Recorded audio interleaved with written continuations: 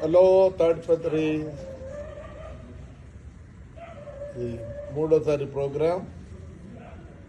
ఈరోజు స్కూల్స్ మళ్ళీ స్కూల్ పిల్లల పేరెంట్స్కి కొద్దిగా ఏదో చెప్పాలనుకుంటున్నా. మన స్కూల్స్ పోలిస్తే మా చిన్నప్పుడే మేలు. మా స్కూల్లో పొద్దున్నే పీటీ ఉంటాయండి, మళ్ళీ అసెంబ్లీలో పొద్దున్నే world news, Indian news, Andhra news and sports news అని మాకు చెప్పేవాళ్ళు, కొద్దిగా గొప్ప తెలుసుకునేవాళ్ళు. ఇప్పుడు ఆ పరిస్థితి లేదు, చాలామందికి తెలియదు. ఇప్పుడు ఒలింపిక్స్ జరుగుతున్నాయని, ఒలింపిక్స్ జరుగుతానని తెలియదు, ఎక్కడ జరుగుతానని తెలియదు, ప్యారిస్లో జరుగుతున్నాయి.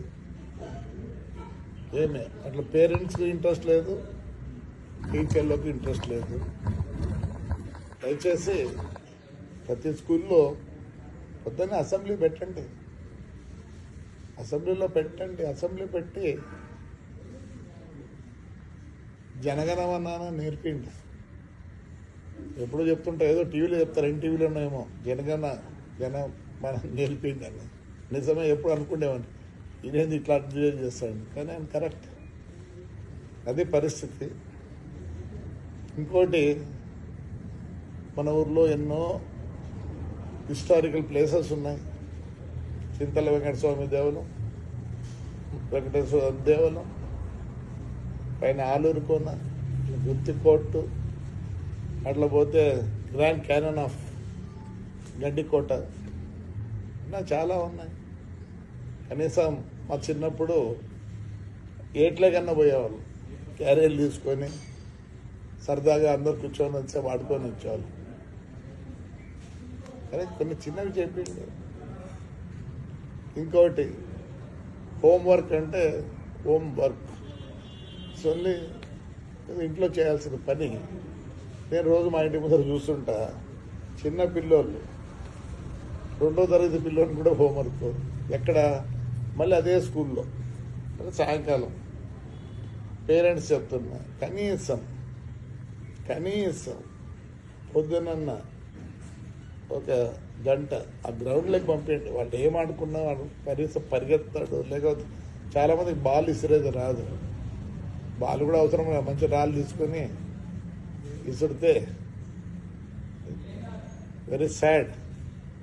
నా చదువు గురించి పేరెంట్స్ కానీ టీచర్స్ కానీ పట్టించుకోవడం కానీ. చాలామందికి ఇండియా ఎల్లలు తెలియదు. ఎల్లలు అంటే తెలుసా? Boundaries of India. బాధ అవుతుంది. మాకు అట్లాసులు ఉండేవి, మా స్కూల్లో అంతా హ్యాంగ్ చేసేవాళ్ళు. సో స్కూల్స్ ప్రిన్సిపల్స్ చెప్తున్నా, ఒక వరల్డ్ మ్యాప్, ఒక ఇండియన్ మ్యాప్, ఆంధ్ర పెద్దవి తెప్పించి కనీసం 10 రోజులకు ఒక్కసారన్నా పాయింట్అవుట్ చేయండి. నిజంగా బాధాకరం. బే ఆఫ్ బెంగాల్ అంటే చాలా మందికి తెలియదు, పెద్దోళ్ళకి తెలియదు. బంగాళాఖాతం అని బాగలేదు పరిస్థితి. కనీసం ఇంట్లో ఒక అట్లాస్ తెప్పించి, పేరెంట్స్ ఉంటారు, ఒకవేళ ఆడవాళ్ళు చదువు రాకపోయినా మగవాళ్ళకు, వాళ్ళకి రాకపోయినా వాళ్ళకి ఏంటి ఒక అట్లాస్, వాళ్ళే చూసుకుంటూ ఉంటారు. పెన్నార్ రివర్ తెలియదు, పక్కన ఉండే పెన్నార్ రివర్ తెలియదు. మన పిల్లలకి బాధ. నేను హేళన చేయడం లేదు, బాధ. Please take care of them. ఇలానే ఉన్నాయి. నేను వచ్చినాక I'm going to have a meeting with all the principals of the schools. I want to make a timetable. And I'll call parents also. We'll have one more meeting. మళ్ళీ ఇంకో meeting పేరెంట్స్తో పెట్టి, చదువు అంటారు, ఏం చదువు రావడం లేదు. నేను ఎప్పుడు చెప్తా, because why you are to ఇలా ఉన్నాం మేము అంటే, మా నాన్న నన్ను 10.5 సంవత్సరాలు కాశ్మీర్ చూపించాడు. కాశ్మీర్ అప్పుడు ఇంత హ్యాపీగా లేదు కాశ్మీర్ పోయేదానికి. రైలు ఎక్కి పఠాన్కోట్ అనే ఊర్లో దిగాల, అక్కడి నుంచి బస్సులో పోయినప్పుడు జవహర్లాల్ నెహ్రూ టనల్ చూసా. ఈరోజు కూడా ఒక మతుకుంది. మరి ఎంతమంది తెలుసు జవహర్లాల్ టనల్ ఆడుందని? ఏదో గొప్పగా చెప్పడం లేదు, బాధాగా చెప్తున్నా. సో నేను వచ్చిన తర్వాత తప్పకుండా స్కూల్స్ పేరెంట్స్ మీటింగ్ పెట్టి అట్లనే ఆర్గనైజేషన్తో మాట్లాడుతున్నా. Even for the big people అంటే అమ్మలకు కూడా. I'm very happy. నిన్న యాడికి లయన్స్ క్లబ్ వాళ్ళు దే హావ్ డన్ మెరేకల్. మీరు మీ ఊరికి ఏం చేసినారంటే సంతోషం.